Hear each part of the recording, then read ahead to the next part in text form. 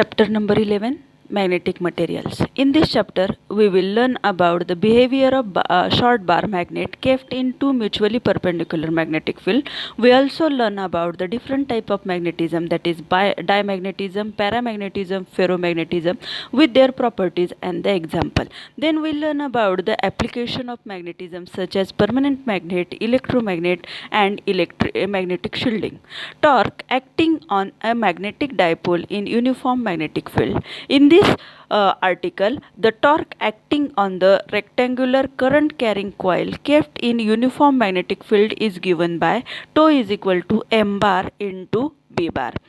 Therefore, tau is equal to mb sin theta in scalar product, where theta is the angle between and B, the magnetic dipole moment, and the external applied uniform magnetic field respectively.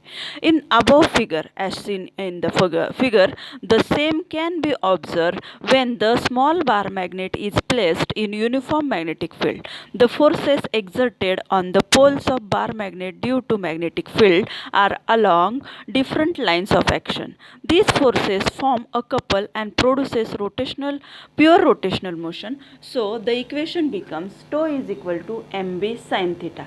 Due to the torque, the bar magnet will undergo rotational motion. Whenever displacement is taking place, the work is being done. Such work is stored in the form of potential energy in new position. Therefore, the magnetic potential energy is given by um is equal to integration of 0 to theta tau theta d theta. Therefore, integration of 0 to theta mb sin theta d theta. Therefore, final equations become is equal to minus mb cos theta.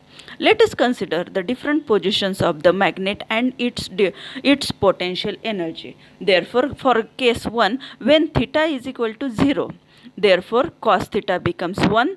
Cos 0 is equal to 1. Therefore, our equations become u is equal to minus mb. This is the position when m and b are the parallel and bar magnet possesses minimum potential energy and the most stable state.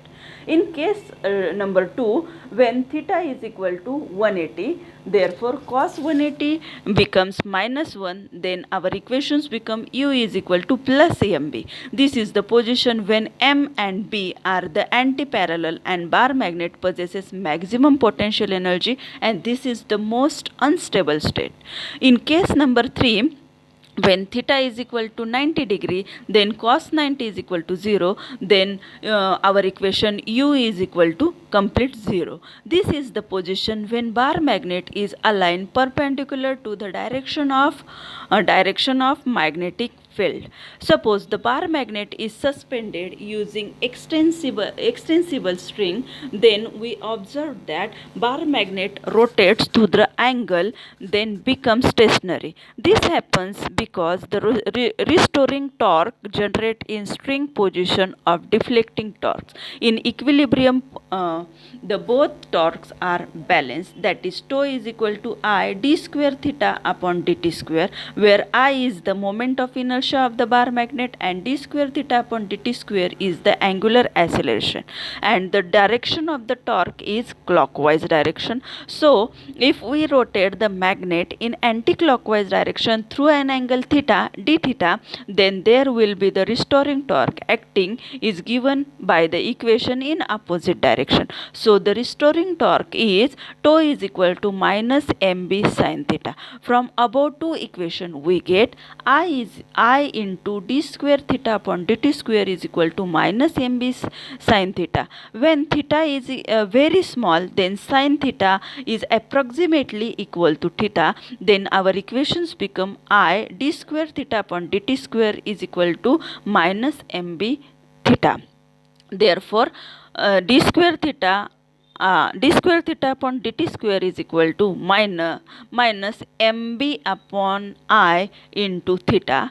Above equation is the angular acceleration on the left hand side and angular displacement on in right hand side, with m, b and I are the constant. This is the angular simple harmonic motion analogous to the linear SHM governed by the equation d square x upon dt square is equal to minus omega square x, where omega square is equal to mb upon I. So omega is equal to square root of mb upon I. Now we discuss about the origin of magnetism in material. In an atom, negatively charged electrons are revolving about the nucleus, so the chemical properties are dominated by the electrons orbiting in outermost orbit of the atom. So this also applies the magnetic properties as described below. Magnetic moment of an electron revolving around the nucleus of an atom. So in this article let us consider the electron revolving around the positively charged nucleus in circular orbit as a simple model. A negatively charged electron revolving in an orbit is equivalent to the tiny current loop. The magnetic dipole moment due to the current loop is given by m orbital is equal to I into A, where A is the area enclosed by the loop and I is the current. It is the only part of the magnetic moment of an atom and refer as a orbital magnetic moment. An electron possesses an intrinsic angular momentum, then spin angular momentum. The spin magnetic dipole moment results from intrinsic spin. Consider an electron moving with constant speed v in circular orbit of radius r about the nucleus as shown in the figure. In above figure, if the electron moving with constant speed v in circular orbit of a radius r about the nucleus, then if the electron travels a distance of 2 pi r, that is circumference of the circle in time t, then its orbital speed v becomes 2 pi r upon t. Thus the current I associated with this orbital electron of charge E is given by I is equal to E upon t. Therefore, if t is equal to 2 pi upon omega and omega is equal to v upon r, then angular speed becomes I is equal to e omega upon t, and e omega upon 2 pi is equal to ev upon 2 pi r. This is the orbital magnetic moment associated with orbital current loop. So m orbital is equal to I a, that is equal to ev upon 2 pi r into pi r square, that becomes 1/2 evr. If for this electron orbital angular momentum is given by L is equal to MEVR, where ME is the mass of the electron. Hence orbital magnetic moment can be written as M orbital is equal to E upon twice ME into MEVR.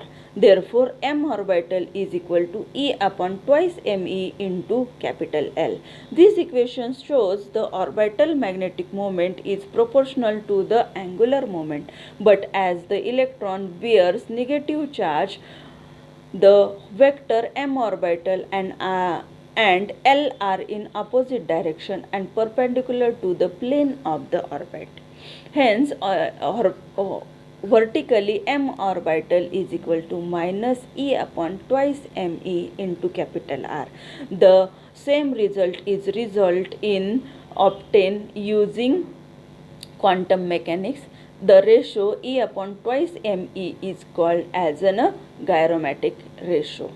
For an electron revolving in circular orbit, the angular momentum is integral multiple of h upon 2 pi. Therefore, L is equal to MEVR is equal to NH upon 2 pi. Substituting the value of capital L in above equation, we get m orbital is equal to ENH upon 2 pi ME. For the first orbit, n is equal to 1, giving by m orbital is equal to Eh upon 2 pi me. The quantity Eh upon 4 pi me is called Bohr magneton.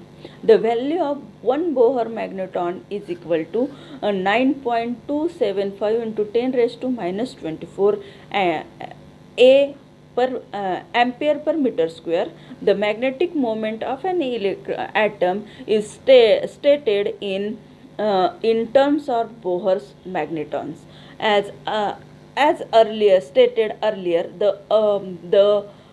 apart from the orbital moment, electron spin also contribute the resultant magnetic moment of an atom. Vector sum of these two momentum is the total magnetic moment of the atom.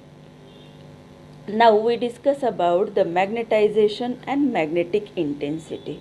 We have seen the atom with unparalleled electron have a net magnetic dipole moment. The bulk material is made up of large number of such atoms, each having inherent magnetic moment.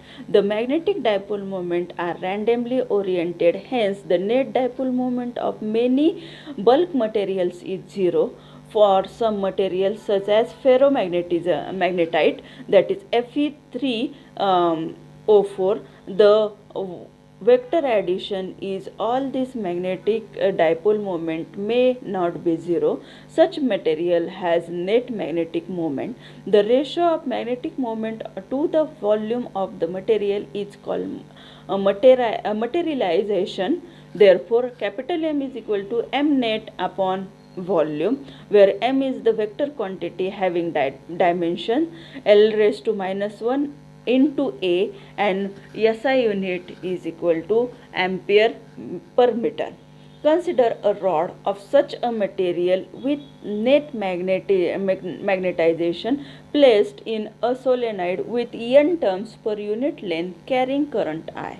Magnetic field inside the solenoid is given by B0 is equal to mu 0 Ni. Thus, the net magnetic field inside the rod can be expressed as B is equal to B0 plus Bm. It has been observed that Bm is proportional to the magnetization capital M of the material. Therefore, Bm is equal to mu 0 M, where mu 0 is the permeability of free space. Therefore, B is equal to mu 0 N into I plus mu 0 M. Hence, we will introduce one more quantity called as magnetic field intensity H, where H is equal to N into I. The noticeable difference between the expression for B and H is that H does not depend on the material rod which is placed inside the solenoid. Therefore, B is equal to mu 0 H plus mu 0 M. Therefore, B is equal to mu 0 in bracket H plus M. Therefore, H is equal to B0 B upon mu 0 minus capital M. From above equation, we can conclude that H and M are the same unit, that is ampere per meter, and also have same dimensions. Thus, the magnetic field includes the material. B depends on H and M. Further, it is observed that magnetic field intensity H is not too strong to the magnetization M induced in the material is proportional to the magnetic intensity chi. Therefore, magnetic intensity is equal to chi into H, where chi is called magnetic susceptibility. It is the measure of the magnetic behavior of the material is in external applied magnetic field. Chi is the ratio of the two quantities with the same units ampere per meter. Hence, it is the dimensional less constant. From above equation, we get B is equal to mu 0 H plus chi H. Therefore, B is equal to mu 0 1 plus chi into H. Therefore, B is equal to mu 0 mu R H. Therefore, but mu 0 is mu R is equal to 1 plus chi. B becomes B is equal to mu 0 H, mu is equal to mu 0 r, therefore mu is equal to mu 0 in bracket 1 plus chi. Hence mu is the magnetic permeability of the material, analogous to epsilon in electrostatics, and mu r is the relative magnetic permeability of the substances. Thank you.